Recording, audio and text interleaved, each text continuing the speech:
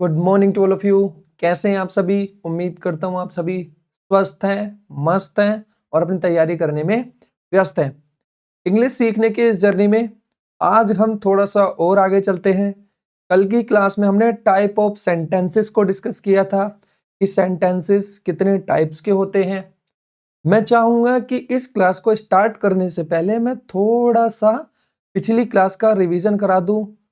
जैसा कि आप सभी जानते हैं कि हम हमेशा क्लास शुरू होने से पहले पिछली क्लास का एक क्विक रिवीजन करते हैं, तो आज भी हम ऐसे ही करेंगे। उससे क्या होता है कि जो चीजें कहीं कहीं धुंधली सी होती हैं वो एकदम से क्लियर हो जाती है हमें, और एक छोटा सा क्विक रिवीजन भी मिल जाता है। अब देखिए, आइए शुरुआत करते हैं कि कल हमने क्या पढ़ा था। तो कल हमने टाइप ऑफ सेंटेंसेस के बारे में पढ़ा था कि एक्चुअल में सेंटेंसेस कितने टाइप्स के होते हैं। तो जब हमने टाइप ऑफ सेंटेंसेस को पढ़ना शुरू किया था, तो जो सबसे पहले टाइप ऑफ सेंटेंसेस आए हमारे पास वो थे अकॉर्डिंग टू द फंक्शन, या फिर आप कह लीजिए अकॉर्डिंग टू द मीनिंग। कि साहब जो मीनिंग कन्वे करता है सेंटेंस, हमने सेंटेंस की डेफिनेशन को पढ़ा था। हमने डेफिनेशन में ये पढ़ा था कि ऐसा ग्रुप ऑफ वर्ड्स जो complete and logical meaning convey करे और उसका स्ट्रक्चर ग्रामेटिकली करेक्ट होना चाहिए। अब वो सेंटेंस मीनिंग के अकॉर्डिंग कितने टाइप्स के होते हैं ये हमने कल पढ़ा था। तो जो सेंटेंस होते हैं, अगर हम मीनिंग के अकॉर्डिंग देखें तो मीनिंग के अकॉर्डिंग या फिर फंक्शन के अकॉर्डिंग जो टाइप ऑफ सेंटेंसेस होते हैं वो टोटल मैंने बताए थे 5 टाइप ऑफ सेंटेंसेस होते हैं। क्या क्या बताए थे? अगर हम किसी से कुछ सिंपली कहते हैं तो वो सारे सेंटेंसेस क्या होते हैं? Assertive sentences. कौन से सेंटेंसेस होते हैं? Assertive sentences. तो जो हमारे असर्टिव सेंटेंसेस होते हैं वो सारे हमारे स्टेटमेंट्स होते हैं, या जब भी हम किसी से कुछ कहते हैं बोलते हैं तो वो सारे सेंटेंसेस असर्टिव होते हैं। इतना समझ आया? उसके बाद जो दूसरे टाइप ऑफ सेंटेंसेस मैंने बताया था कि अगर हम किसी से कुछ पूछना चाहें, जब हम किसी से क्वेश्चन करते हैं तो जो क्वेश्चन वाले सारे सेंटेंसेस होते हैं वो सारे सेंटेंसेस हमारे इंटेरोगेटिव सेंटेंसेस होते हैं। तो दूसरे टाइप ऑफ सेंटेंसेस कौन से होते हैं? Interrogative sentences. इतना समझ आया? जो थर्ड टाइप ऑफ सेंटेंसेस मैंने क्या बताया था कि ऑर्डर, एडवाइस, रिक्वेस्ट, या फिर हमारा हम किसी को गुस्सा कर रहे हैं, हम किसी को डांट रहे हैं, हम किसी को कमांड दे रहे हैं, तो हम क्या काम करते हैं? जो हमारे इंस्ट्रक्शंस होते हैं, ऑर्डर, एडवाइस या रिक्वेस्ट होती हैं, वो सारे कौन से सेंटेंसेस होते हैं? Imperative sentences. कौन से सेंटेंसेस? Imperative sentences. इतना समझ आया? उसके बाद जो फोर्थ टाइप ऑफ सेंटेंसेस मैंने आपको बताए थे वो थे एक्सक्लेमेटरी। क्या थे? एक्सक्लेमेटरी सेंटेंसेस, यानी जो हमारी सडन स्ट्रॉन्ग फीलिंग को एक्सप्रेस करने का काम करते हैं वो एक्सक्लेमेटरी सेंटेंसेस होते हैं। इतना समझ आया? उसके बाद मैंने फिफ्थ टाइप ऑफ सेंटेंसेस आपको क्या बताए थे? जो फिफ्थ टाइप ऑफ सेंटेंसेस था वो था हमारा ऑप्टेटिव सेंटेंस। क्या था? Optative type, optative sentence. तो अब हमें क्विक रिवीजन हो गया।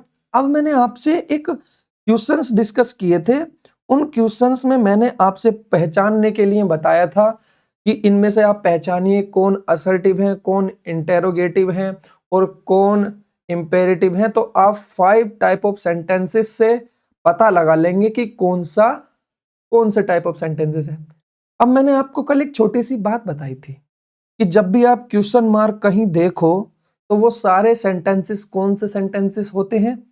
तो मैंने आपको बताए थे कि वो सारे सेंटेंसेस इंटेरोगेटिव सेंटेंसेस होते हैं। यानी जब भी हम किसी से कुछ पूछते हैं तो इसका मतलब हम इंटेरोगेट करना चाहते हैं, लास्ट में हम क्वेश्चन मार्क लगा देते हैं। मैंने आपसे कहा था कि जब हमारा एक्सक्लेमेशन मार्क लगा हो, एक्सक्लेमेटरी मार्क लगा हो पीछे, तो वो मार्क ऑफ एक्सक्लेमेशन होता है जो एक्सक्लेमेशन को रेफर करता है। इसका मतलब हमारा टाइप ऑफ सेंटेंस कौन सा है? एक्सक्लेमेटरी। ठीक। जो फुल स्टॉप होता है वो जर्नली असर्टिव में भी आता है और इम्पेरेटिव में भी आता है। ठीक है, इतना आपको पता था। लेकिन देखिए, जैसा कि हमें पता है कि हम अपनी लैंग्वेज को इस तरीके से सीख रहे हैं कि हम चीजों को आगे जाके अच्छे से समझ पाए। देखिए, मेरा यहाँ पर्पज है कि आपका इंग्लिश को लेकर जो एटीट्यूड है, उस एटीट्यूड को चेंज करना, आपका जो इंग्लिश को लेकर एक पर्सपेक्टिव है, उसको चेंज करना। अब कुछ बच्चे ऐसे होते हैं जैसे कि उन्हें ऐसा लगता है कि जो सारे सेंटेंसेस, अभी मैंने कहा था कि जिनके लास्ट में क्वेश्चन मार्क लगा हो, वो सारे सेंटेंसेस कैसे होते हैं? इंटेरोगेटिव सेंटेंस होते हैं। बताया था मैंने, पक्की बात है। लेकिन अब मैंने उसके बाद अभी भी आपको बताया था और पिछली क्लास में भी बताया था कि जिसके लास्ट में मार्क ऑफ एक्सक्लेमेशन लगा हो, वो सारे सेंटेंसेस एक्सक्लेमेटरी सेंटेंसेस होते हैं। ठीक, अब होता क्या है कि मैं आपको अगर कुछ एग्जाम्पल के थ्रू चीजें और क्लेरिफाई करना चाहूं तो मैं कैसे करूंगा? जैसे मैंने कहा ही नोज मी। ठीक, क्या कहा? He knows me. दूसरा सेंटेंस क्या है? He knows me. और तीसरा ही नोज मी। अगर मैं आपसे पूछूं कि बताइए ये सेंटेंस कौन सा टाइप ऑफ सेंटेंस है, तो अब तक जो मैंने आपको पढ़ाया है उसके अकॉर्डिंग, या आपने पहले कहीं से भी पढ़ रखा है उसके अकॉर्डिंग अगर हम देखें, तो हमें पता है कि जब क्वेश्चन मार्क सेंटेंस के पीछे लगा होता है तो वो इंटेरोगेटिव सेंटेंस होता है। अगर हमारे लास्ट में क्या लगा हो, मार्क ऑफ एक्सक्लेमेशन लगा हो, तो वो हमारा एक्सक्लेमेटरी टाइप ऑफ सेंटेंस होता है। अगर लास्ट में फुल स्टॉप हो तो या तो इंपेरेटिव या असर्टिव। इंपेरेटिव वर्ब से शुरू होते हैं और असर्टिव नाउन या प्रोनाउन या सब्जेक्ट से शुरू होते हैं। इतनी मैंने आइडेंटिटी बताई थी। अब आप कहोगे कि सर ये एक ही सेंटेंस, ये तो असर्टिव भी है, एक्सक्लेमेटरी भी है और क्वेश्चन वाला भी है, इसका मतलब इंटेरोगेटिव भी है। अब सर ये तो सारा तरीके से हो गया, लेकिन सर अगर हम बात करें तो हमने तो सर पढ़ा है कि जो क्वेश्चन वाले सेंटेंस होते हैं, आपने भी कल बताया था कि लास्ट में क्वेश्चन मार्क होता है और वर्ब से शुरू होंगे या WH फैमिली से।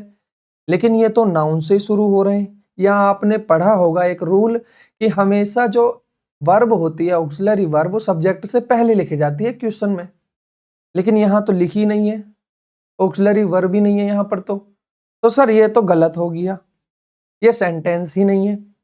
दूसरा, जो एक्सक्लेमेटरी वाले सेंटेंसेस होते हैं वो मार्क ऑफ एक्सक्लेमेशन शो करते हैं। सॉरी, जो एक्सक्लेमेटरी सेंटेंसेस होते हैं वो हमारी सडन फीलिंग, स्ट्रॉन्ग इमोशंस को एक्सप्रेस करते हैं। तो सर जब हम ये कह रहे हैं कि ही नोज मी, तो हम तो उसे सिंपली ये बता रहे हैं ना कि वो मुझे जानता है।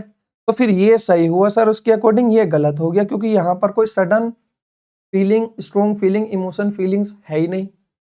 लेकिन मैंने आपको जब टाइप ऑफ सेंटेंसेस पढ़ाया था तो मैंने सबसे ऊपर बड़े बड़े शब्दों में, अक्षरों में लिखा था अकॉर्डिंग टू द मीनिंग। अब सेंटेंस का मीनिंग समझने की कोशिश करो। हमेशा ध्यान रखना, टाइप ऑफ स्ट्रक्चर से दूसरे टाइप ऑफ सेंटेंस, अभी टाइप ऑफ स्ट्रक्चर से नहीं बताए, मैंने बताया अकॉर्डिंग टू देयर मीनिंग। अब मान लीजिए आप हैं और आपका कोई एक फ्रेंड है,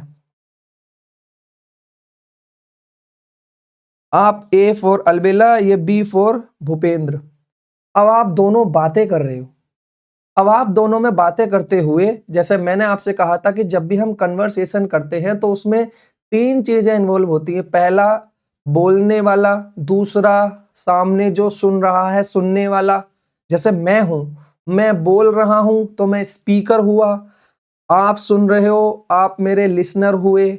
अगर हम किसी के बारे में बात कर रहे हैं, मान लीजिए हम किसी मोदी जी के बारे में बात कर रहे हैं, या फिर हम किसी ऐसा मान लीजिए मूवी के बारे में बात कर रहे हैं, तो वो टॉक्ड अबाउट हुआ, कोई थर्ड पर्सन हुआ। कोई हीरो के बारे में बात कर रहे हैं तो वो एक थर्ड पर्सन हो गया। अब यहाँ ए और बी बात कर रहे हैं। ए कह रहा है बी से ही नोज मी। जैसा मान लीजिए कोई एक एक्टर है, उसकी जान पहचान है। मान लीजिए अलबेला जो है वो बाहुबली से कह रहा है कि देवसेना तुम्हें जानती है, तो ऐसा है आलिया भट्ट मुझे भी जानती है, ही नोज मी।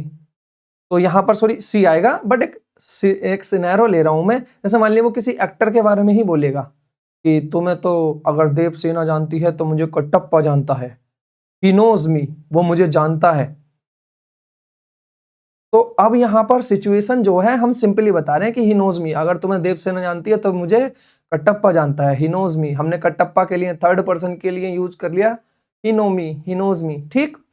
लेकिन अगर वो पूछने लगा, मान लीजिए कि जैसे कि आप हो और आप किसी से बात कर रहे हो अपने दोस्त से, और आपके दोस्त के पापा हैं, जैसे मान लीजिए आप पापा, आप नए नए फ्रेंड बने हो किसी के, तो आपके दोस्त से आप पूछते हो कि आपके पापा मुझे जानते हैं क्या, तो आप कहोगे ही नोज मी, जानते हो मुझे।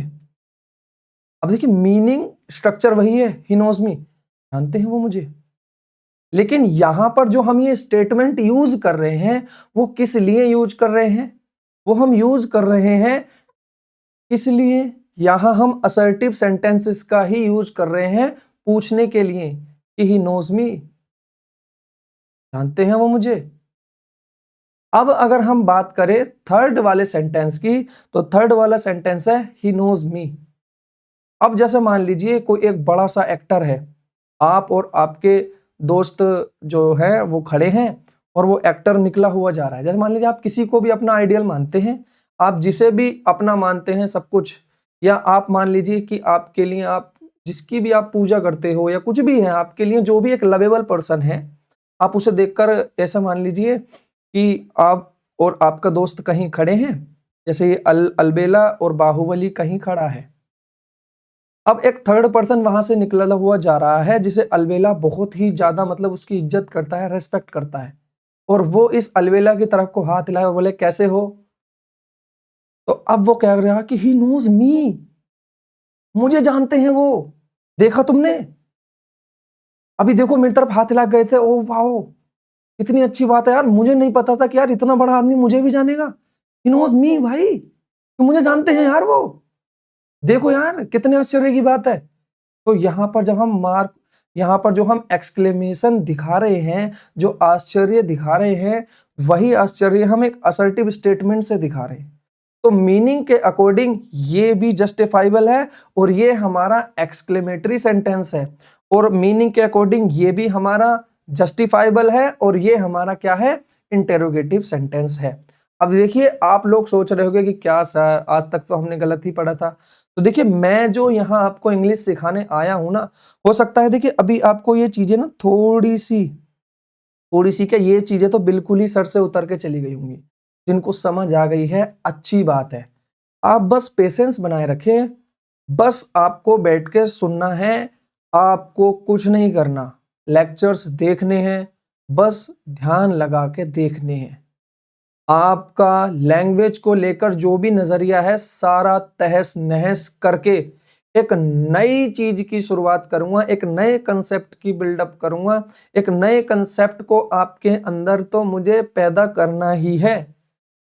आप किस तरह से लैंग्वेज को पहले देखते थे, उस लैंग्वेज के देखने के नजरिए को चकनाचूर करके मैं आपको अपना खुद का जिस पर्सपेक्टिव से मैं इंग्लिश को देखता हूं, मैं चाहता हूं कि आप भी उसी पर्सपेक्टिव से इंग्लिश को सीखो, समझो और देखो। मैंने आपसे बताया था कि एक कॉम्प्रिहेंसिव वे में इंग्लिश को पढ़ा जाएगा। यहां पर देखिए बार बार 10 जगह से पढ़ने से अच्छा है एक बार अच्छे से पढ़ लिया जाए। मैं ज्यादातर चीजों को कोशिश करूंगा कि क्लास में ही आपको समझा के भेजूं, और मेरी स्ट्रेटजी कुछ ऐसी रहती है कि मैं आपको क्विक रिवीजन भी करा देता हूं और चीजें एक दूसरे से लिंक भी कराकर पढ़ाता हूं। तो बस आपको फॉलो करना है इस सीक्वेंस को, जिस सीक्वेंस में मैं पढ़ा रहा हूं। अगर लगे कि हम चीजों को भूल रहे हैं तो आप पीछे के लेक्चर्स को दोबारा से देख लीजिए, स्पीड बढ़ाकर देख लीजिए, लेकिन आपको एक यही रास्ता लैंग्वेज लर्निंग की ओर लेकर जाता है, अगर आप कॉम्प्रिहेंसिव वे में सीखना चाहते हैं तो। अब देखिए एक छोटा सा डाउट रहता है, जैसे कल एक सेंटेंस लिखा था मैंने, एक्सक्लेमेटरी सेंटेंस, तो उसे लिखने के ना बहुत सारे तरीके होते हैं। मैं आपको बता, पहली बात तो हुर्रे की स्पेलिंग ही दो होती है। एक हम लिखते हैं हुर्रा को ऐसे HURRAH, हुर्रे, ठीक। दूसरा हम इसको लिखते हैं कैसे, HURRAY। ये दोनों ही स्पेलिंग जस्टिफाइबल हैं और दोनों ही करेक्ट हैं, बट इन्हें लिखने का एक स्ट्रक्चर होता है। जैसे कल मैंने अगर एक्सक्लेमेटरी मार्क देखा हो आपने, तो मैंने ये हुर्रे के साथ भी लगाया था और यहां पर सेंटेंस लिखा था मैंने वी वोन, उसके बाद भी लगाया था। तो अगर आप कहीं पहले अगर इंग्लिश पढ़े होंगे तो वहां पर, या आपने कहीं रूल पढ़ा होगा कि अगर एक बार मार्क ऑफ एक्सक्लेमेशन आ गया तो उसके बाद हम यहाँ फुल स्टॉप यूज करते हैं, आपने पढ़ा होगा। तो फिर उसके अकॉर्डिंग तो सर ये गलत है। तो अब उसके लिए मैं आपको 4 स्टेटमेंट दूंगा जो आपको बताने हैं कि कौन सा स्ट्रक्चर इसमें सही है। सेम यही वाला सिनेरियो बेटा। अब देखिए आप पहचानने की कोशिश कीजिए कि कौन सा सही होगा। जैसे मान लीजिए लिखा है HURRAY, हुर्रे, और मैंने लिखा वी वोन, या मान लीजिए आप यहां लिख लीजिए इस बार वी हैव वोन, ठीक। और मैंने यहां लिखा था मार्क ऑफ एक्सक्लेमेशन। दूसरा लिखिए HURRAY, हुर्रे। देखिए यहां जो है ये W बड़ा है और यहां ये छोटा है, वी हैव वोन, HURRAY, हुर्रे, वी हैव वोन। अब देखिए ये आपका होमवर्क है, आप कहीं से भी पता लगाए, आप गूगल करें, या आपने कहीं पहले पढ़ा हो, या आपने कहीं किसी को एज अ टीचर आपके अगर कोई संपर्क में हो, एक बार जरूर जानने की कोशिश करें कि इन तीनों स्ट्रक्चर में से कौन सा सही है और कौन सा गलत है। फिर मैं आपको इसका मैजिक बताता हूं आगे की क्लास में। अगर आप रियली एक्साइटेड हैं जानने के लिए कि हाँ ये कैसे स्ट्रक्चर है, या कैसे चीजें काम करती हैं, क्योंकि देखिए अभी ना मैं चीजों को ज्यादा अभी नहीं समझा रहा यहां पर, क्योंकि ये मैं समझाऊंगा तब जब मैं इस चैप्टर को कंप्लीट करके इंटरजेक्शन में जाऊंगा। जब हम पढ़ेंगे पार्ट्स ऑफ स्पीच में इंटरजेक्शन, जैसे आप नाउन पढ़ते हो, प्रोनाउन पढ़ते हो, एडजेक्टिव पढ़ते हो, वर्ब पढ़ते हो, प्रीपोजिशन पढ़ते हो, इस तरीके से ही इंटरजेक्शन चैप्टर आता है। मैं उसमें आपको ये डिटेल में बताऊंगा, लेकिन आप याद रखना कि क्लास नंबर 5 में सर ने इस तरह के 3 स्टेटमेंट्स दिए थे, क्वेश्चन दिए थे। अब हमें वो पहचानने थे इन्हीं ऊपर वाले तीनों की तरह कि वो सही थे या गलत थे। अब देखिए शुरुआत करते हैं हम एक नए कंसेप्ट की, एक नए जर्नी की। अब मैं उम्मीद करता हूं यहां तक चीजें आपको क्लियर होंगी, क्योंकि यहां तक जो चीजें थी वो मैंने कल के ही लेक्चर को एक बार रिवाइज किया था, और थोड़ा सा मैंने बताया था कि हाँ टाइप ऑफ सेंटेंसेस जितने आप आसान समझते हो ना उतना नहीं है बेटा। या आपको तो लगता है कि असर्टिव है, इंटेरोगेटिव है, क्वेश्चन पूछ लिया तो, कभी कभी पता क्या होता, आपको लगता कि क्वेश्चन पूछना ही इंटेरोगेटिव होता, कभी कभी बेटा आंसर भी इंटेरोगेटिव हो जाते हैं। देखिए एक एग्जांपल से बताता हूं कैसे। जैसे मान लीजिए आप किसी से पूछ रहे हो, मान लो आप कहीं दुकान पे गए हो, और दुकान पे जाने के बाद एक आदमी आपको 100 रुपए का सामान 200 रुपए में दे रहा, मान लीजिए, और आपको पता चल जाए ये सामान 200 का नहीं 100 का है, ये हमसे डबल पैसे ले रहा, तो आप उससे क्या कहोगे, एम आई फूल, पागल हूं मैं। अब अगर हम स्ट्रक्चर देखें तो ये क्वेश्चन है, अब हम क्वेश्चन कर रहे हैं उससे कि क्या पागल हूं मैं।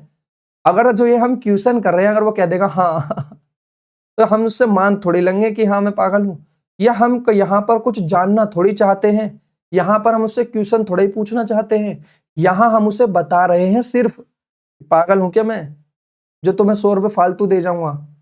तो यहां पर ये बात भी इंटेरोगेटिव सेंटेंस स्ट्रक्चर होने के बाद भी इंटेरोगेटिव नहीं है, ये रेटोरिक क्वेश्चन है।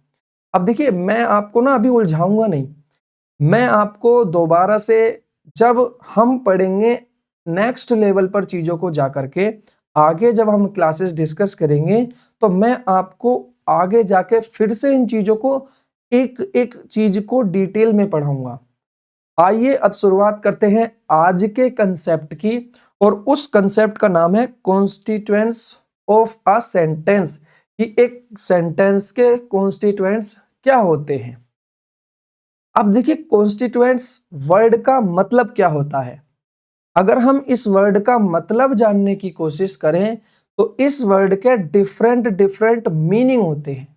जैसे अगर हम देखें डिफरेंट डिफरेंट का मतलब ये है कि इसको कॉन्स्टिट्यूएंट्स को हम एलिमेंट भी कहते हैं।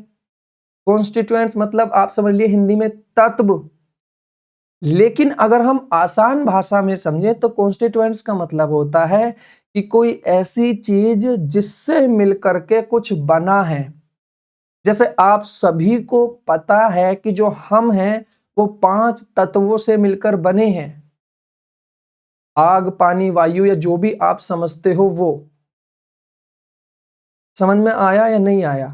तो कॉन्स्टिट्यूएंट्स का मतलब होता है ऐसे अवयव जिनसे मिलकर कुछ बना है। उन तत्वों को हम क्या बोलते हैं? कॉन्स्टिट्यूएंट्स बोलते हैं। इतना समझ में आया कि नहीं आया? आगे मैं आपको अच्छे से समझा दूंगा।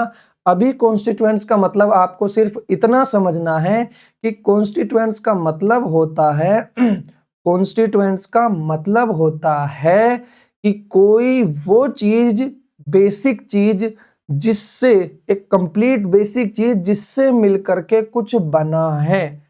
जैसे आग, पानी, मिट्टी, वायु और क्या बोलते हैं अंबर, इन सब चीजों से 5 तत्वों से मिलकर एक इंसान बना है। ऐसे ही वो कौन से तत्व हैं, ऐसे ही वो कौन से एलिमेंट्स हैं, ऐसे ही वो कौन से अवयव हैं, या फिर आप कह लीजिए ऐसे ही वो कौन से कॉन्स्टिट्यूएंट्स हैं जिनसे मिलकर सेंटेंस बना है। तो आइए हम चलते हैं एक कहानी के थ्रू, आपको सेंटेंस के जो कॉन्स्टिट्यूएंट्स होते हैं वो मैं समझाने की कोशिश करूंगा। आइए हम चलते हैं उस समय में जिस समय में कोई लैंग्वेज ही नहीं हुआ करती थी, जब लैंग्वेज किसी के पास थी ही नहीं। अब जब लैंग्वेज नहीं थी तो लोग साइन के थ्रू बात किया करते थे, जैसा मैंने आपको पिछली क्लास में बताया था कि जब कोई लैंग्वेज नहीं होगी और हमें अपनी फीलिंग्स को, अपने इमोशंस को बताना होगा तो हम साइन का यूज करेंगे। जैसे आपने देखा हो जो गूंगे व्यक्ति होते हैं या जो बहरे व्यक्ति होते हैं, बहरों को आवाज नहीं जाती तो वो हाथ हिलाकर साइन या कुछ भी ऐसा आपको एक साइन देंगे, ऐसा संकेत देंगे कि आप उनकी बातों को समझ पाओ। तो ऐसे ही जब लैंग्वेजेस नहीं थी तो लोग कैसे कम्युनिकेट करते थे? साइन से। लेकिन उससे ना बहुत ही डिफिकल्टीज होती थी। जैसे मान लीजिए कैसे डिफिकल्टीज, आप कहोगे सर साइन से अच्छी खासी बात हो तो रही थी, लैंग्वेज क्यों बनाई? अब मान लीजिए ये है ए और बी, दो हैं, एक हस्बैंड है और एक वाइफ है। अब मान लीजिए हस्बैंड काम पे जा रहा और वाइफ है वो घर है। अब हस्बैंड काम पे जाता हुआ निकल गया। अब वो निकल गया तो इसका मतलब उसकी तरफ से उनने मुंह मोड़ के वो अपने कहीं दूसरे रास्ते की तरफ जाने लगा। अब वाइफ को ध्यान आ गया कि शाम को मेरे लिए सेब तोड़ के लाने हैं जंगल से, अगर शाम को बिना सेब के आ गए तो हड्डियां कटेंगी। अब वो साइंस से बता रही, क्योंकि लैंग्वेज तो उस समय नहीं थी, लेकिन उसके दिल में ये फीलिंग थी कि अगर बिगर सेब के आ गया ना तो हड्डी कटेंगी तेरी। अब वो अपनी इस फीलिंग को, इमोशंस को कैसे शेयर करेगी? तो वो साइन से कह रही है। साइन मतलब संकेतों से। कैसे कह रही है? अब वो उधर चला गया, वो कह रही है अगर ना लाइन ऐसा, खत्म। लेकिन अब उसके हस्बैंड को क्या पता कि वो क्या कह रही है। और वो जमाना बड़ा अच्छा था कि वाइफ जब बोलती थी तो किसी को पता ही नहीं चलता था। या बोलने दो जो बोल रही है, अब तो पटर पटर पटर पटर पटर। पता नहीं, देखो मेरी अभी शादी नहीं हुई है तो मुझे नहीं पता, बट जनरली सुना है लोगों को कहता हुआ। चलो ये तो जोक का पार्ट था। अब ना उस समय मीनिंग एक्सप्रेस करने में ना दिक्कत आया करती थी। अब वो क्या दिक्कतें थी कि मीनिंग कन्वे नहीं हो पा रहा था, बहुत हमें दिक्कत आ रही थी कि कोई आपदा आ गई और हम बता ही नहीं पा रहे। तो हमने क्या काम किया, साउंड के थ्रू बात करना शुरू किया। साउंड्स मतलब आवाजों के थ्रू, तरह तरह की। जैसे आपने टार्जन मूवी देखी होगी तो उसमें वो चिल्लाता ऊ इस तरीके से, या आपने देखा होगा जैसे जर्नल आदिवासी जो होते, जो ट्राइबल कम्युनिटीज होती हैं, जो शेड्यूल्ड ट्राइब कम्युनिटी जो होती हैं, जो जंगलों में रहती हैं, तो वो जनजातियां अभी भी साउंड लैंग्वेज का ही यूज करते हैं। अब वो साउंड लैंग्वेजेस कैसी होती है, जैसे आप कंतारा मूवी आपने देखी होगी, उसमें थोड़ा बहुत साइन का दिखाया है कुछ। तो साइन को जैसे जैसे जानवर होते हैं वो भी तो साइन से ही बात कर रहे हैं। तो साइन जो, सॉरी साइन कह रहा हूँ, साउंड से, वो भी तो साउंड से ही एक दूसरे से बात करते हैं। अब मान लीजिए बच्चा है, बच्चे के पास क्या लैंग्वेज है। अब जब बच्चा पैदा होता है तो क्या वो जर्मन, इंग्लिश, उर्दू, हिंदी या कोई लैंग्वेज सीख के पैदा होता कि वो कह रहा अपनी मम्मी से इंग्लिश में, मम्मी मेरे को खाना चाहिए? नहीं ना, यहाँ आके सीखते हैं ना लैंग्वेज। लेकिन वो जो पैदा होता है तो उसे साउंड जरूर मिलते हैं कि जब वो, उसे भूख लगी होगी तो भी रोगा, दर्द होगा तो भी रोगा, कुछ भी उसे चाहिए होगा वो रो देगा, मम्मी समझ जाएंगी और दे देंगी। वो माँ बेटों की अंडरस्टैंडिंग होती है। लेकिन मैं बता रहा हूं आपसे कि हमने साउंड के थ्रू कम्युनिकेट करना शुरू किया, लेकिन हुआ क्या, साउंड से भी हमारा मीनिंग जस्टिफाइबल नहीं हो पा रहा था, लिमिटेड मीनिंग कन्वे हो पा रहा था। तो हमने क्या काम किया, साउंड को, किसको, साउंड को लिखित रूप में कन्वर्ट करने की कोशिश की कि अब हम एक ऐसी चीज का इजाद करते हैं, ऐसी चीज को करते हैं। जैसे मान लीजिए आप है, हमने क्यों बनाए साउंड से लेटर, तो मैं बताता हूं। जैसे आप हो, आप अपने घर में कुछ खाना बनाते हो, या आपसे कोई चीज आती है, कैसे आती है, आपको कैसे पता है, टू का टेबल कैसे पता है आपको, आपको कैसे पता है आपके पिताजी का नाम, आपको कैसे पता है कि आप एक बोर्ड पर लिखकर पढ़ लेते हो कि ये ट्रेन कहाँ जाएगी। तो हुआ क्या, जो हमारा ज्ञान है, जो मुझे पता है, जो मुझे महसूस हुआ, जैसे मान लीजिए पुराने ट्राइबल्स होती हैं, सबको पता है, आज आप सबको पता है कि अगर हम किसी जानवर, जैसे सांप जा रहा है निकला हुआ, और आप सबको पता है कि अगर सांप को छुएंगे तो हमें वो काट लेगा और हम मर सकते हैं। या जैसे आसपास बिजली के तार होते हैं, सबको पता है कि बिजली के तार को छुएंगे तो हमारी मृत्यु हो सकती है, इसलिए हम उनको नहीं छूते। ठीक। तो हमारा जो ज्ञान है, जो हमारे अनुभव हैं, जो हमारे एक्सपीरियंसेस हैं, उनको दूसरी पीढ़ी तक कैसे भेजना था। अब मुझे तो पता है कि सांप के धोरे नहीं जाना, काट लेगा, खत्म। लेकिन हमारे बेटा को कैसे पता चलेगा। तो हमने क्या काम किया, हमने साउंड को लेटर्स में कन्वर्ट करा कि हम कुछ लिखित भाषा बनाएंगे, हम कुछ ऐसी लिखी हुई चीज बनाएंगे जिससे हमारा एक्सपीरियंस, अनुभव, जो हमने चीजें सीखी हैं, जो समझी हैं, वो दूसरी पीढ़ी तक जा सके। तो ऐसी ही जर्नी में सबसे पहले शुरुआत हुई साउंड से लेटर्स की। हमने लेटर्स को बनाया। अब देखिए, लेटर्स लिखित रूप में तो आ गए, लेकिन लेटर्स हमारा कोई मीनिंग कन्वे नहीं कर रहे थे। जैसे आप इंग्लिश लेटर्स की बात करें, ए, बी, सी, डी, क्या ये कोई मीनिंग कन्वे करती हैं? तो आपका जवाब होगा नहीं। अब जब ये कोई मीनिंग ही कन्वे नहीं करती, तो अब हम कैसे अपने ज्ञान को ट्रांसफर करके आगे पहुंचाएंगे। तो हमने लेटर्स को मिलाया और हमने वर्ड्स बनाए। क्या बनाए? वर्ड्स बनाए कि साहब हम, हमारा मीनिंग तो एक्सप्रेस नहीं हो रहा। देखिए, लैंग्वेज यूनिट जो शुरू हो गई वो लेटर्स से शुरू हो गई। तो लैंग्वेज यूनिट क्या कहलाते हैं? लेटर्स। लेकिन मीनिंग अभी कन्वे नहीं हो रहा था। ए, बी, सी, डी, ई, एफ, जी, क्या इनसे आप कुछ समझ पा रहे हो? नहीं ना। तो इसका मतलब हमें मीनिंग तो कन्वे करना था, हमें कुछ बताना ही तो था। तो हमने क्या काम किया, हमने लेटर्स का ग्रुप बनाया और वर्ड्स बनाए, और उन ग्रुप के साथ एक पर्टिकुलर मीनिंग अटैच कर दिया।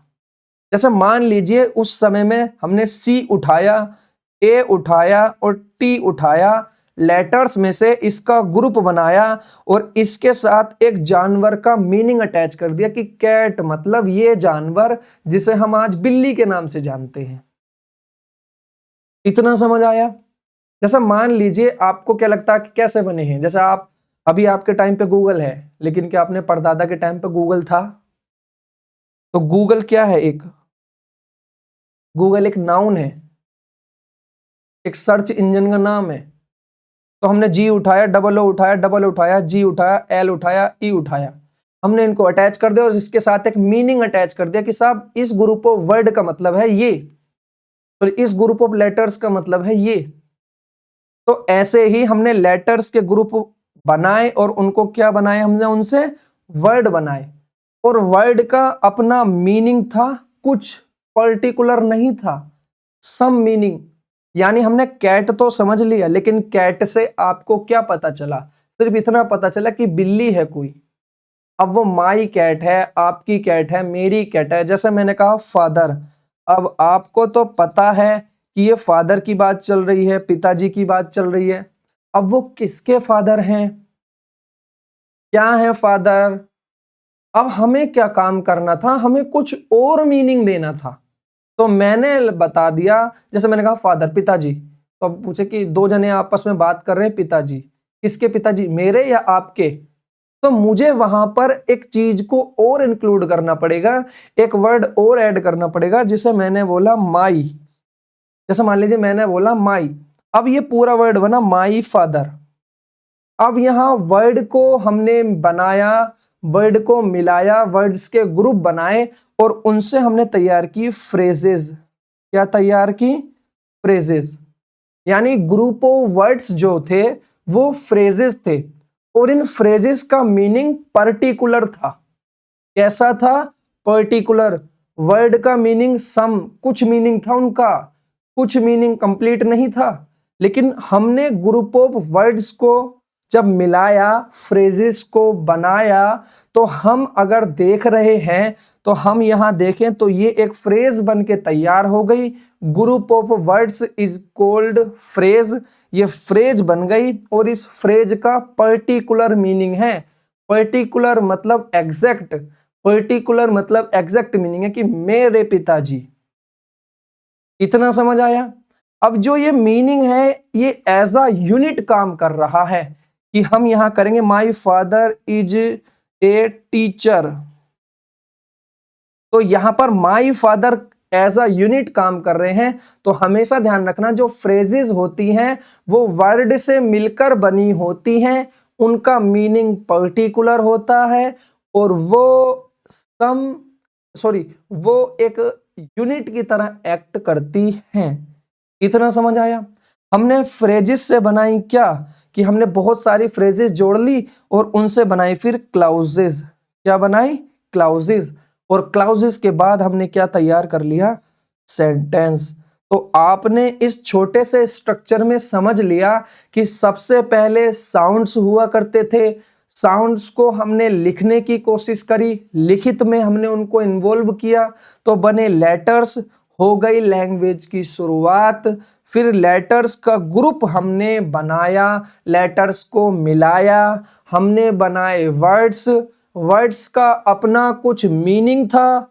हमने वर्ड्स बनाए ही क्यों? क्योंकि हमें मीनिंग कन्वे करना था। किसके थ्रू? लेटर्स के ग्रुप के थ्रू। इसका मतलब कि लेटर्स का वो ग्रुप जिसका अपना मीनिंग हो, कुछ मीनिंग हो, वही वर्ड्स कहलाएंगे। अगर मीनिंग नहीं है, आपने ग्रुप ऑफ लेटर्स ऐसे ही लिख दिया कुछ भी, मान लीजिए आपने लिख दिया एक्स एम जेड। अब ये ग्रुप ऑफ लेटर्स तो है, लेकिन क्या ये एक वर्ड है? तो जवाब होगा नहीं, क्योंकि इसका कुछ मीनिंग नहीं है। तो हमने लेटर्स के ग्रुप बनाए, उनके साथ मीनिंग जोड़ा और हमने उनको बोल दिया वर्ड्स।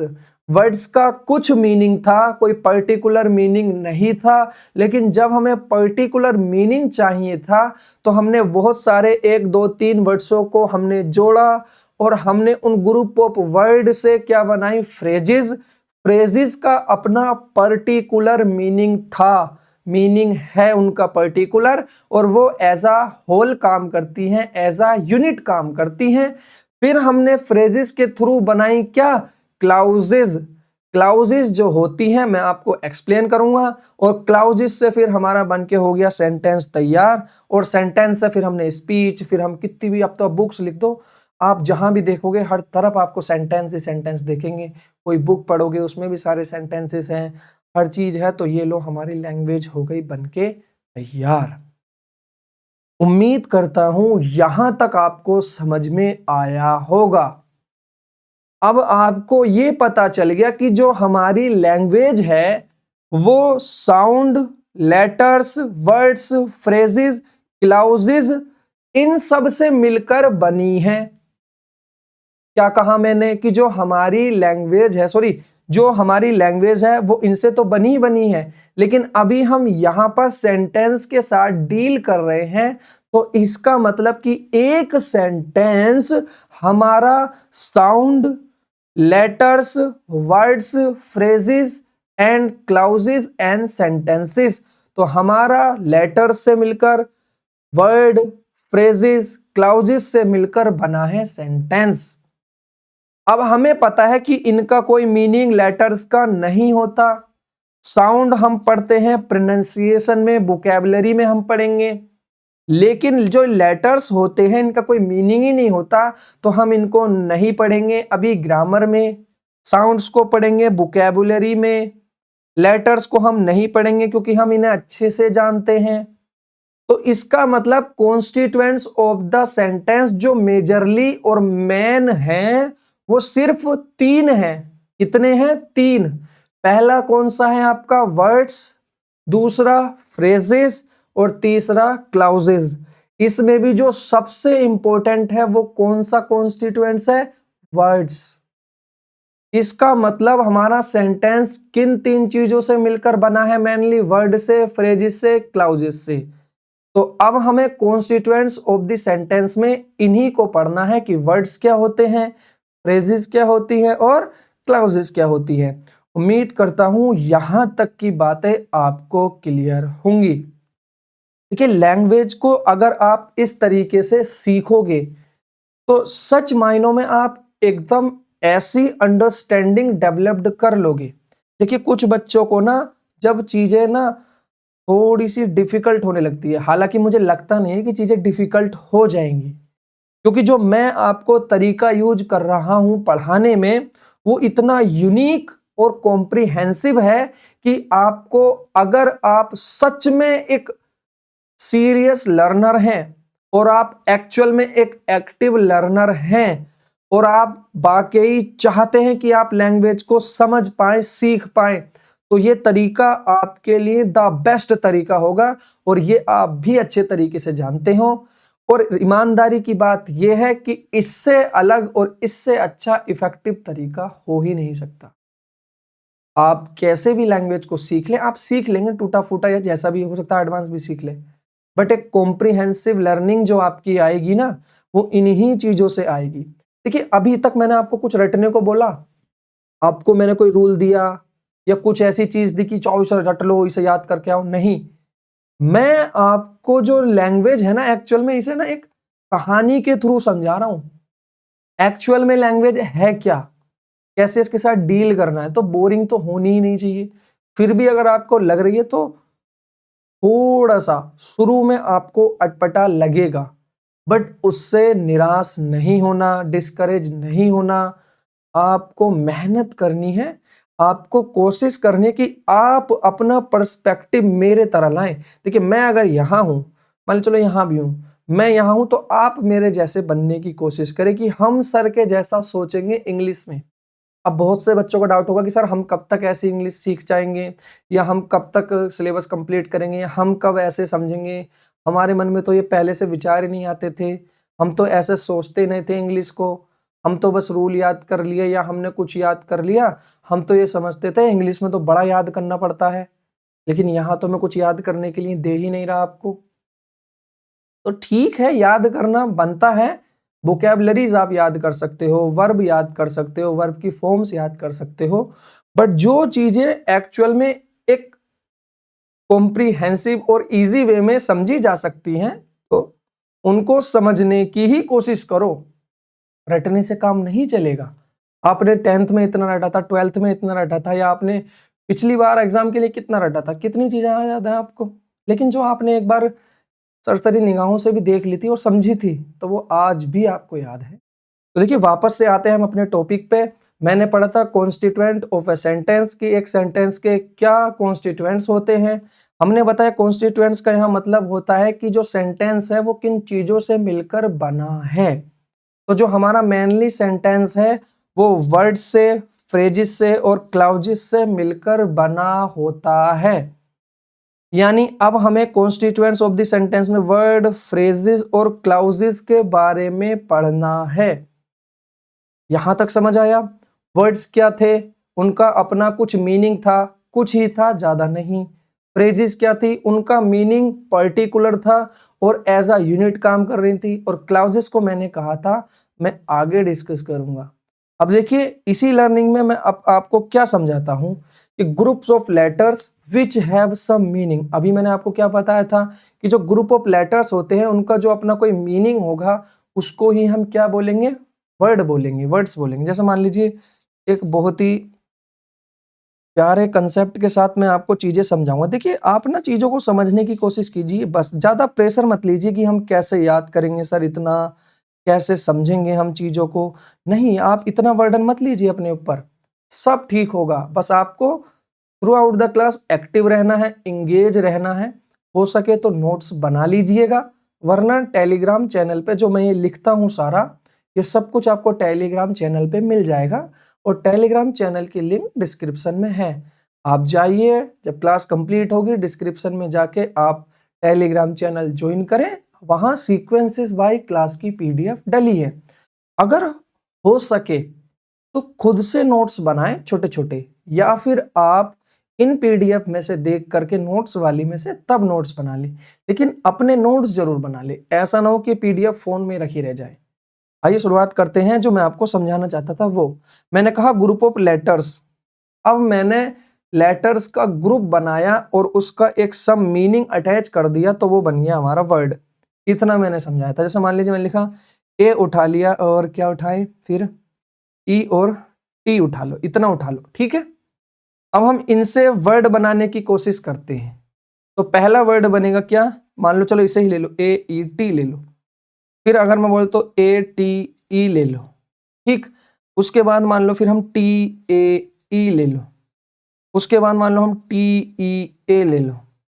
उसके बाद मान लो हम ई ए टी ले लेते, ठीक। उसके बाद हम ई टी ए ले लेते। अब हमने ये इतने सारे ग्रुप ऑफ लेटर्स लिए हैं, उन्हें एक साथ जोड़ा है। अब इन ग्रुप ऑफ लेटर्स में से कितने वर्ड हैं ये आपको बताना है। तो देखिए दो चार अगर आपको दिख रहे हो, देखिए वो तो आप सभी को दिख रहे होंगे, उम्मीद करता हूं वो तो दिखने ही चाहिए। जैसे अब टी है, टी कहां पर है? तो इसका मतलब आपको पता है तो ये कहोगे कि आप ये वर्ड है। आपको ईट का मतलब पता है तो आप कहोगे ईट भी एक वर्ड है। आपको पता है कि ये इसकी सेकंड फॉर्म है एट, तो ये भी एक वर्ब है, ठीक। अब देखिए आपको लग रहा हो कि सर ये भी कोई वर्ड नहीं है, ये भी कोई वर्ड नहीं है और ये भी कोई वर्ड नहीं है। तो एक्चुअल में अगर हम ये देखें तो ये एक एब्रीविएशन है एक्सपेक्टेड टाइम ऑफ अराइवल का, ETA। जैसे WHO, वर्ल्ड हेल्थ ऑर्गेनाइजेशन। तो एक्सपेक्टेड टाइम ऑफ अराइवल का जो है ये एक्रोनियम्स है या एब्रीविएशन है, आप ऐसे कह लीजिए। तो ये भी एक वर्ड है। अगर हम ये देखें टाई, तो ये टाई होता है एक, वो होता है कोरियन मार्शल आर्ट है या वैसे है कोई। देखिए इंग्लिश ना एक ग्लोबल लैंग्वेज है एक्चुअल में। तो इस ग्लोबल लैंग्वेज में जो वर्ड है वो कहीं और दूसरी लैंग्वेजेस से लिए गए हैं। कुछ हमारे मतलब डिफरेंट डिफरेंट लैंग्वेजेस से लिए गए हैं, कुछ जर्मनी से लिए गए, कुछ अलग अलग लैंग्वेजेस के द्वारा इसमें से लिए गए हैं। तो जो ये टाइक्वांडो होता है, एक पता नहीं कोई देश है उसका एक वो होता है वर्ड जिसे हम बोलते हैं टाइक्वांडो, कुछ इस तरीके से होता, अगर मुझे याद हो तो कुछ इस तरीके से कोई चीज होती है तो टाइक्वांडो कुछ रेफर करता। तो अगर मैं जाऊं तो ये भी एक वर्ड है, बट ये एक वर्ड नहीं है। देखिए कोरियन में भी एक टाई का मतलब मीनिंग होता है, शायद टू को, शायद जहां तक मुझे पता है टू को शायद टाई बोलते हैं कोरियन में, कुछ ऐसा ही है। बाकी जहां तक मुझे ध्यान है, वरना ये तो है ही। तो देखो अगर हम देखें तो एक 3 लेटर से हमने इतने सारे वर्ड्स बना लिए। और इन वर्ड को, इन ग्रुप ऑफ लेटर्स को हम वर्ड्स तभी कह रहे हैं जब इनका मीनिंग है। लेकिन हमने ग्रुप ऑफ लेटर्स को वर्ड नहीं कहा क्योंकि इसका अपना कोई मीनिंग नहीं था। इतना समझ आया? तो उम्मीद करता हूं कि आप वर्ड को समझ गए हो कि वर्ड्स ऐसा ग्रुप ऑफ लेटर्स होते हैं जिनका कुछ मीनिंग हो। ठीक। अब जो ये फ्रेजेस क्या होती हैं? फ्रेजेस जो होती हैं ग्रुप ऑफ वर्ड्स होती हैं which have particular meaning and act as a unit. जैसे मैंने अभी आपको बताया था माई फादर, क्या लिखा मैंने यहां पर? My father. मैंने यहां लिखा माई फादर, या फिर मैं लिख दूं एन ऑनेस्ट मैन। ठीक। अब मैंने यहां पर लिख दिया। अब ये ग्रुप ऑफ वर्ड है। अब जो ये ग्रुप ऑफ वर्ड है एक पर्टिकुलर मीनिंग दे रहा है। अगर मान लीजिए मैं इस इतने को छुपा दूं, ये ना हो, एन ऑनेस्ट ना हो, और मैं मैन मैन रखने दूं, तो हम क्या पता क्या समझ रहे? हम इतना तो समझ गए किसी मैन के बारे में बात चल रही है, कोई मैन है, कोई आदमी है। अब वो अच्छा है, बुरा है, चोर है, नाटा है, मोटा है, पतला है, काला है, गोरा है, ये पता कुछ नहीं चल रहा। अब हमने इसके साथ दो तीन वर्ड्स और यूज कर लिए। हमने लिख दिया ऑनेस्ट, फिर लिखा एन, कि अब वो एक आदमी है, दो आदमी है, तीन, ये भी नहीं, तो हमने एक लिख दिया, पर्टिकुलर के साथ एक ही है। और कैसा है? हमने लिख दिया ऑनेस्ट है जी, ईमानदार है। तो ये ग्रुप ऑफ जो वर्ड्स है इसने एक्ट करा एज अ यूनिट, कि हम इसको एज अ यूनिट एक्ट करवा रहे हैं। एज अ यूनिट एक्ट करने का मतलब है कि एक साथ मिलकर, एक चीज बनकर। तो जब ये तीन एक बने तो हमें कुछ पर्टिकुलर मीनिंग मिला। पर्टिकुलर मतलब एग्जैक्ट। अब जो एग्जैक्ट मीनिंग था वो ये था कि हमें पता चल गया वो आदमी ईमानदार है। तो जो ग्रुप ऑफ लेटर्स होते हैं जो एज अ यूनिट एक्ट करते हैं और जिनका पर्टिकुलर मीनिंग होता है वो कहलाते हैं फ्रेजेस। उम्मीद करता हूं यहां तक चीजें आपको क्लियर होंगी। बढ़ते हैं नेक्स्ट। नेक्स्ट क्या है? नेक्स्ट है हमारी क्लाउजेज। अब जो ये क्लाउजेज होती हैं ये पार्ट्स होती हैं सेंटेंस का, with their own subject and predicate. यानी ये एक सेंटेंस का ऐसा एलिमेंट होती हैं, ऐसा पार्ट होती हैं जिसका अपना सब्जेक्ट होता है और अपना प्रेडिकेट होता है। यहां तक आप चीजों को समझ पा रहे हो या नहीं? अभी मैं सिंपली आपसे चीजों को इंट्रोड्यूस करवा रहा हूं। कुछ बच्चों को लग रहा होगा कि अभी वर्ड्स खत्म हो गया सर, इतना ही। नहीं बाबा, अभी तो वर्ड्स आगे चलेगा। फ्रेजेस को आगे डिस्कस किया जाएगा, क्लाउजेस को भी आगे डिस्कस किया जाएगा। अभी मैं तुम्हें एक जर्नल पॉइंट ऑफ व्यू दे रहा हूं कि वर्ड से आप क्या समझते हैं। आप जैसे ही वर्ड्स देखो सुनो तो आपको क्या समझ में आए, कैसे पता करोगे कि वर्ड्स किसको कहते हैं, क्या कहते हैं? आपका कोई छोटा भाई पूछ ले कि वर्ड्स क्या होता है सर, या वर्ड्स क्या होता है भाई, तो आप उसको कैसे एक्सप्रेस करोगे? फ्रेजेस क्या होती हैं आप उसको कैसे बताओगे? तो एक जर्नल ओवरव्यू दिया है मैंने आपको कि सेंटेंसेस कैसे कैसे मिलकर बने होते हैं। देखिए, एक हमें चीजों को एक ऐसे वे में समझना है कि जो हमारी चीजें आगे जाके उससे रिलेट हो पाए। आपको अभी लग रहा हो कि इनका क्या ही यूज होगा, हम क्यों पढ़ रहे हैं इन्हें, ये कहाँ रिलेट होंगी। अभी आप कुछ मत कीजिए, सिर्फ और सिर्फ अभी आप इसको बैठकर देखिए। द सेंटेंस चैप्टर को कंप्लीटली खत्म होने दो। जब एक नए चैप्टर का शुभारंभ हम करेंगे और वहां जब चीजें आपको एक ऐसे वे में दिखाई जाएंगी जो आपको कम से कम रट कर ज्यादा से ज्यादा नंबर लाने में हेल्प मिलेगी उन कंसेप्ट से, तब आप कहोगे कि this is the best way to learn English language. कि साहब, इससे अच्छा लैंग्वेज सीखने का तरीका हो ही नहीं सकता। उम्मीद करता हूं ये चीजें आपको क्लियर हैं। वर्ड्स किन्हें कहते हैं ये आपको पता चल गया, फ्रेजेस किन्हें कहते हैं ये आपको पता चल गया, क्लाउजेस किन्हें कहते हैं ये आपको पता चल गया। यहां तक की सारी चीजें क्लियर हुई तो आगे बढ़ते हैं हमारे नेक्स्ट कंसेप्ट की ओर। अब देखिए नेक्स्ट कंसेप्ट क्या होता है। अब आप लोगों में से बहुत सारे लोगों ये सोच रहे होंगे कि सर 5 क्लासेस हो गई, अभी तक तो आप पार्ट्स ऑफ स्पीच तक नहीं पढ़ा रहे। हम तो जहां पढ़ते थे वहां पहले पार्ट्स ऑफ स्पीच ही पढ़ाते थे, इतनी पार्ट्स ऑफ स्पीच होती हैं, और शुरू कर दी पहली पार्ट्स ऑफ स्पीच नाउन से या वर्ब से या टेंस से। लेकिन आपने तो 5 क्लास हो गए और अब जाके पार्ट्स ऑफ स्पीच का नाम सिर्फ दिखाया है। तो हाँ, आप सही सोचते हैं, क्योंकि उन इतनी बड़ी चीज को जानने से पहले जो इतनी छोटी छोटी बातें थी, अगर वो आपको नहीं पता होंगी तो इसको कैसे समझोगे। इसको समझना बहुत जरूरी है। अगर इसको समझना है तो जो मैंने इससे पहले आपको सारी बातें बताई हैं उनका क्लियर होना बहुत जरूरी है।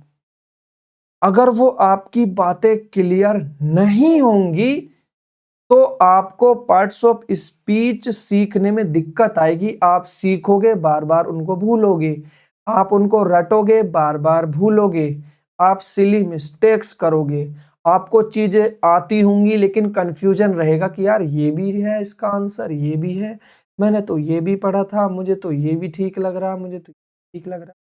अगर इन कंफ्यूजन से बचना चाहते हो एग्जाम में जाकर, तो जैसे मैंने आपको चीजें समझानी शुरू की हैं उसी वे में आप चीजों को समझने की कोशिश कीजिए। जंप मत करिए चीजों को। जो सीक्वेंस जहां है, आप मान लीजिए आप शूज पहनते हो, तो क्या कभी आपने देखा किसी को कि आप अगर जूते पहन रहे हो तो पहले जूते पहनोगे फिर मोजे पहनोगे उसके ऊपर से? नहीं ना। हर एक चीज का बेटा सीक्वेंस होता और एक निर्धारित टाइम होता है। बिना टाइम प्रोसेस के बेटा कुछ नहीं मिलता। आप अगर यहां एक पॉइंट ए से दूसरे पॉइंट बी तक जाओगे तो आपको इस डेस्टिनेशन को तय करना है, तो बेटा कुछ ना कुछ तो आपको चाहिए। हो सकता है आपके टाइम अलग अलग हो, कोई हेलीकॉप्टर से जाए, एरोप्लेन से जाए, वो जल्दी पहुंच जाएगा। जो कार से जाएगा वो उससे थोड़ा सा कम टाइम में पहुंचेगा। जो बस से जाएगा वो उससे थोड़ा सा कम टाइम में पहुंचेगा। जो मोटरसाइकिल से जाएगा वो उससे कम में, और जो पैदल जाएगा वो उससे कम में, और कुछ जाएंगे नहीं तो वहां कभी पहुंचेंगे नहीं। लेकिन बेटा ये रास्ता तो आपको तय करना ही पड़ेगा। आप अगर कूद के भी जाओगे तो इस बिना डेस्टिनेशन को तय करे कैसे चले जाओगे बेटा वहां तक। तो एवरीथिंग हैज अ प्रोसेस। हर एक चीज का अपना एक प्रोसेस है। बिना उस प्रोसेस के थ्रू नहीं बन सकता। आप खाना खाते हो, खाने को अगर आप ऐसे ही खा लोगे कच्चा तो क्या आपको एक स्वादिष्ट भोजन मिल पाएगा? नहीं। आप उसको धोते हो, काटते हो, सब्जी में बनाते हो, उसमें नमक डालते हो, मिर्च डालते हो, कभी दूसरी तरह की मिर्च डालते हो, कभी कुछ ट्राई करते हो, तब जाके एक अच्छी चीज हमें मिलती है। यानी इतना सारा प्रोसेस होने के बाद तो आप एक लैंग्वेज अगर सीख रहे हो बेटा, तो आप ये कैसे उम्मीद कर सकते हो कि कोई हमें एक दिन से ही हमें लैंग्वेज का स्टार बना दे या एक दिन में ही हमें सब कुछ सिखा दे? नहीं बेटा, एक दिन में कुछ नहीं सीख सकते, लेकिन एक दिन जरूर सीख सकते हो। तो बस आपको धीरे धीरे धीरे धीरे चीजों को पढ़ते चले जाना है। आप बर्डन मत लीजिए। कब आप अच्छे से लैंग्वेज को सीख जाओगे आपको पता भी नहीं चलेगा। अब देखिए इतनी सारी बातें मैंने इसलिए की है कि आप एक्चुअल में इंपॉर्टेंस समझ पाओ कि हाँ, लैंग्वेज लर्निंग के बीच में परेशानियां आती हैं, मन भी उदास होता है, तैयारी के दौरान भी मन उदास होता है। कभी कभी लगता है कि हाँ, क्यों तैयारी करें, कुछ और ही कर लेते हैं, कुछ और कर लेते हैं, या वही ठीक था, या हमने तो पढ़ लिख के गलत ही करा। तरह तरह के ख्याल आते हैं हमारे मन में। कभी कभी हम तैयारी छोड़ने का सोच लेते हैं, कुछ भी जो भी अलग अलग तरह की चीजें रहती है हमारे मन में। तो मैं आपसे बस इतना ही कहूंगा कि चीजों को ना अपने कंट्रोल में करने की कोशिश मत कीजिए। अगर आप अपने कंट्रोल में करने की कोशिश करोगे ना सिचुएशन यानी हालातों को, लोगों को, कि वो मेरे बारे में क्या सोच रहे हैं, मैं तो 4 साल से पढ़ रहा हूँ, मेरा सिलेक्शन नहीं हो रहा, वो क्या सोच रहे हैं, वो क्या सोचेंगे। कोई कुछ नहीं सोच रहा बेटा, किसी के पास इतना टाइम नहीं है। सब अपने अपने कामों में व्यस्त है। इतनी इतनी सारी बातें हो गई होंगी। आप इतने बड़े हो गए, आप देखते आ रहे होगे कितने बड़े हादसे हो रहे, लोगों के घर मौतें भी हो जाती हैं, मृत्यु भी होती हैं, उनको याद नहीं रखते, वो तो उनके अजीज होते हैं। हालांकि याद रखते हैं, मैं ये नहीं कह रहा बिल्कुल ही भूल जाते, बट इतना याद नहीं रखते। बेटा आपके बारे में आप क्या ही हंसती हो उनके सामने, तो ये बर्डन तो लेना छोड़ दो। तो भाई बस अपने कंट्रोल से चीजों को हटा दो। जैसे एक नदी बहती है ना, जैसे सुबह होती है, शाम होती है, रात होती है, अपने आप हो रही है, इसको कोई कर रहा है नहीं, बस चीजों को ऐसे ही छोड़ दो, भरोसा रखो, एक दिन चीजें अच्छी होंगी। बस अपना आज अच्छा कर लो, आज मेहनत कर लो, आज चीजों को ठीक कर लो। तो आज हमने सिर्फ देखिए, आज मैं अब यही चीजों को रोकता हूं क्योंकि यहां से एक नई चीज की शुरुआत होगी। देखिए लाया तो मैं था आगे के लिए भी कि आपको क्या पढ़ाना है, लेकिन मैं अब ना इसकी शुरुआत नए उसमें ही करूंगा। लेकिन मैं इससे पहले ना एक चलो आपको बता ही देता हूं कि वर्ड क्लासेस क्या होती हैं। जो जो वर्ड क्लासेस होती हैं, एक्चुअल में जो वर्ड क्लासेस होती हैं, जो लैंग्वेज में मैंने कहा ना कि जो लैंग्वेज है, जो सेंटेंस है, वो वर्ड से मिलकर बना है। जो लैंग्वेज में यूज होते हैं वो वर्ड्स ही यूज होते हैं। यानी हमने छोटे छोटे 1 word, 2 word, 3 word, 4 word, 10 word, इन सब का यूज करके लैंग्वेज बना लिया। अब जो ये वर्ड्स होते हैं, अगर हम इनको कैटेगराइज्ड करेंगे, जो हमारा मीनिंग कन्वे करते हैं, अगर हम उनको कैटेगराइज्ड करेंगे तो हम कैसे कैटेगराइज्ड करेंगे? अब इनको जब कैटेगराइज करने की बात आती है तो सबसे पहले हमने ये देखा, जैसे मान लीजिए आपके स्कूल में जहां आप पढ़ते हो या पढ़कर आए हो, या जहां कॉलेज में आप पढ़ते हो, सॉरी अब तो आप स्कूल में नहीं होगे, आप कॉलेज में ही होगे, तो वो हजारों की जनसंख्या में या हजारों की संख्या में छात्र छात्राएं आती हैं। हजारों की जनसंख्या में thousand of students are there, वहां पर बहुत सारे स्टूडेंट्स हैं। लेकिन अगर हम स्टूडेंट्स को कैटेगराइज्ड करेंगे तो हम कैसे कैटेगराइज्ड उनको करते हैं? तो हम उनको कैटेगराइज्ड करते हैं उनके किसके अकॉर्डिंग? फंक्शन के अकॉर्डिंग, कि साहब ये इंजीनियरिंग वाले हैं, ये डॉक्टरी वाले हैं, ये आर्ट्स वाले हैं, ऐसे ही तो उनको कैटेगराइज्ड करते हैं।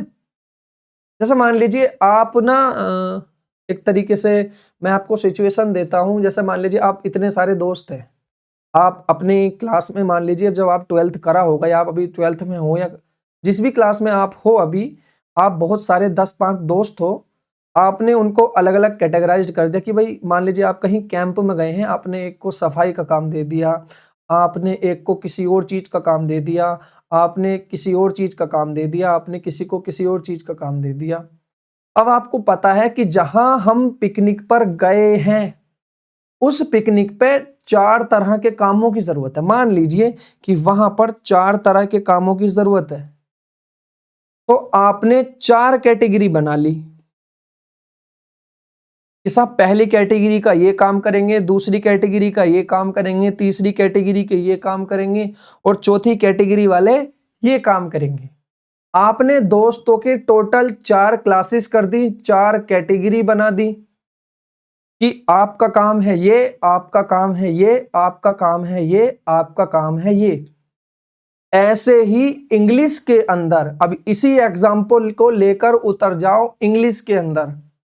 अगर इंग्लिश के वर्ड को अगर हम कैटेगराइज्ड करेंगे, उनको क्लासिफाई करेंगे, उनको वर्गीकृत करेंगे, उनको छाटेंगे, उनका एक क्लास बनाएंगे, उनको कैटेगराइज्ड करेंगे, उनका एक ग्रुप बनाएंगे, तो वो ग्रुप कितने बनेंगे? तो वो ग्रुप बनेंगे टोटल 8। तो अब उन 8 ही ग्रुप को हम बोलते हैं पार्ट्स ऑफ स्पीच। कि साहब पूरी इंग्लिश के अगर हम वर्ड को कैटेगराइज्ड करेंगे अकॉर्डिंग टू देयर फंक्शन, अभी हमने 4 जो ग्रुप बनाए थे, जो 4 कैटेगरी बनाई थी, वो काम के अकॉर्डिंग बनाई थी अपने दोस्तों की, कि तुम 3 जने यहाँ गेट पे खड़े होके ये काम करोगे, तुम 3 जने खाना बनाओगे, तुम 3 जने साफ सफाई का ध्यान रखोगे और तुम 3 जने बाजार जाकर कुछ खरीद कर लाओगे जो बनेगा। यानी हमने जो ग्रुप बनाया, जो कैटेगरी बनाई, वो उनके फंक्शन के अकॉर्डिंग, उनके काम के अकॉर्डिंग, कि वो उस पिकनिक पर क्या काम कर रहे हैं, उसके अकॉर्डिंग हमने उनका ग्रुप बनाकर तैयार कर दिया। ऐसे ही मान लो कि लैंग्वेज में इतने सारे वर्ड्स हैं, उन वर्ड्स के काम के अकॉर्डिंग, तो जैसे पिकनिक पर 4 काम थे टोटल, ऐसे ही लैंग्वेज में टोटल फंक्शन है 8। तो हमने उन्हीं 8 फंक्शन के अकॉर्डिंग 8 कैटेगरी में बांट दिया वर्ड्स को। तो हमने पूरे वर्ड्स की 8 कैटेगरी बनाई, और वो 8 कैटेगरी कैसे बनाई? तो हमने बनाई अकॉर्डिंग टू दी फंक्शन, कि साहब उनके फंक्शन के अकॉर्डिंग हमने क्या बना ली? कैटेगरीज बना ली। इसका मतलब ये है कि इंग्लिश में जो वर्ड यूज होते हैं वो टोटल 8 कैटेगरी के होते हैं, और कैटेगरी यहां कैसे बांटी गई है? काम के अकॉर्डिंग, कि साहब काम क्या है इनका। इसका मतलब नाउन है जो वो एक काम करता है, पता नहीं क्या, अभी मैं आगे एक्सप्लेन करूंगा।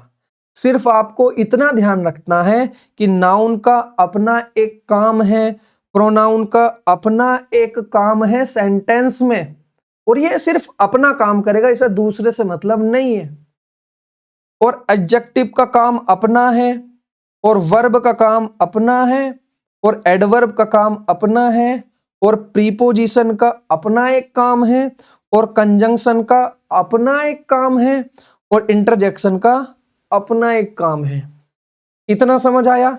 तो हमने चीजों को इतने से समझ लिया कि इनके अपने क्या काम है। तो जो इनके काम हैं उनके अकॉर्डिंग हमने इनको क्लासिफाई किया। तो कितने तरीके से हमने क्लासिफाई किया? 8 तरीके से। अब मैं आपको एक एक करके इनके फंक्शन बताने स्टार्ट करता हूं कि क्या इनके फंक्शन हैं। तो जो नाउन है ये नेमिंग वर्ड है। क्या है नाउन? Naming word. देखिए अभी पार्ट्स ऑफ स्पीच में आपको पढ़ा नहीं रहा हूं बेटा, सिर्फ एक इंट्रोडक्शन दे रहा हूं कि नाउन का काम है नेम देना, किसी का नेम देना, किसी का नेम देना, किसी का नाम देना, यानी नाउन किसी को नाम देने का काम करेगा। तो noun is a naming word. अभी बस आपको इतना ध्यान रखना है कि नाउन जो वर्ड्स होते हैं वो नेमिंग वर्ड्स को हम क्या बोलेंगे? नाउन। यानी नेमिंग वर्ड्स की कैटेगरी में आने वाले इंग्लिश के सारे वर्ड्स क्या कहलाएंगे? नाउन कहलाएंगे। इतना समझ आया? और प्रोनाउन क्या होते हैं? प्रोनाउन हम बोलते हैं रिप्लेसमेंट ऑफ नाउन। क्या बोलेंगे? Replacement of noun. जो नाउन की जगह पर यूज करेंगे, वो जो नाउन को रिप्लेस कर देंगे वो क्या कहलाएंगे? प्रोनाउन। तो जो नाउन को रिप्लेस करने का काम करेंगे वो क्या कहलाएंगे? प्रोनाउन। अभी आपको मैं पार्ट्स ऑफ स्पीच का एक सिर्फ वन वर्ड का मतलब एक वन वर्ड में समझा रहा हूं कि नाउन क्या काम करेगा? Naming word. प्रोनाउन क्या काम करेगा? Replacement of noun. अभी जो एडिक्वेटी आई है तो वो पार्ट्स ऑफ स्पीच भी आपसे पूछ रही है कि वर्ड की पार्ट्स ऑफ स्पीच कैटेगराइज, मतलब वर्ड की पार्ट्स ऑफ स्पीच बताओ कि ये क्या है वर्ब। अब हम सेंटेंस में उसका फंक्शन देखेंगे और तब बताएंगे कि उसका फंक्शन क्या है। देखिए अभी आप इसकी इंपॉर्टेंस नहीं समझ रहे होगे। अब देखो मैं एक सेंटेंस के थ्रू आपको पहले इसकी इंपॉर्टेंस ही बताता हूँ। जैसे आई इज अ प्रोनाउन। अगर मैं पूछूं कि आई क्या है यहां पर, तो आप सब कहोगे आई। आपको पता है कि आई जो है ये एक प्रोनाउन होता है जो फर्स्ट पर्सन के लिए यूज किया जाता है, लेकिन यहां पर ये प्रोनाउन नहीं है, यहां पर ये नाउन है। आप कहोगे सर कैसी बातें कर रहे हो, ये नाउन कैसे हुआ? तो हमें पता है कि जो सेंटेंस में नाउन होता है वो क्या काम करता है? नाउन क्या काम करता है? नाम देने का काम करता है। नाम जो नाउन होता है और वो सेंटेंस में सब्जेक्ट भी बनता है। तो जो नाउन होता है वो सेंटेंस का सब्जेक्ट होता है, और जो प्रोनाउन होता है वो नाउन की जगह पर यूज होता है। तो क्या हमने इस प्रोनाउन को किसी दूसरे की जगह पर यूज किया है? तो अगर हम इसका मीनिंग समझें तो हम कहेंगे नहीं, कि जो आई है वो एक प्रोनाउन है, हम एक बता रहे हैं बस, हमने फर्स्ट पर्सन की जगह पर इसको यूज नहीं किया। तो यहां पर ये आई क्या हो गया, नाउन। अभी समझ नहीं आया होगा, साइड रखो। मैं इतना ये बता रहा हूं कि आपको ये समझना क्यों जरूरी है जो मैं अभी आपको समझा रहा हूं। तो ये इसीलिए समझना जरूरी है कि जब हम पार्ट्स ऑफ स्पीच को आइडेंटिफाई करेंगे या आगे जाके पार्ट्स ऑफ स्पीच पढ़ेंगे तो हमें उनको लेकर इतनी क्लैरिटी होनी चाहिए कि हम चुटकियों में पता लगाएं कि ये वाला वर्ड नाउन है, ये प्रोनाउन है, ये एडजेक्टिव है, ये वर्ब है, ये है, ये है। और वो पता लगाया जाता है देखकर नहीं कि हमने देखा और बस बता दिया कि ये तो मुझे प्रोनाउन लग रहा, नहीं। हम पता करते हैं अकॉर्डिंग टू द फंक्शन कि उसका फंक्शन क्या है, काम क्या कर रहा है वो। इतना समझ आया।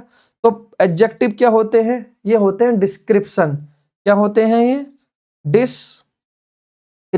तो हम इन्हें बोलेंगे डिस्क्रिप्टिव वर्ड। क्या बोलेंगे, डिस्क्रिप्टिव वर्ड्स। एडवर्ब भी हमारे डिस्क्रिप्टिव वर्ड्स ही होते हैं। और जो वर्ब होती है ये होते हैं एक्शन वर्ड। कैसे होते हैं, एक्शन वर्ड्स। इतना समझ आया। Noun naming words, pronoun replacement of noun, adverb और एडजेक्टिव डिस्क्रिप्टिव वर्ड्स होते हैं। ये डिस्क्रिप्टिव यानी हम किसी को डिस्क्राइब करने का काम करते हैं। और तीसरा अब बची वो नेक्स्ट क्या है, प्रीपोजिशन। इन्हें हम बोलते हैं रिलेटिंग वर्ड्स। क्या बोलेंगे इनको, रिलेटिंग वर्ड्स। ठीक। अब हमें जो कंजंक्शन है इसको हम क्या बोलते हैं, कंजंक्शन होते हैं कनेक्टिंग वर्ड्स।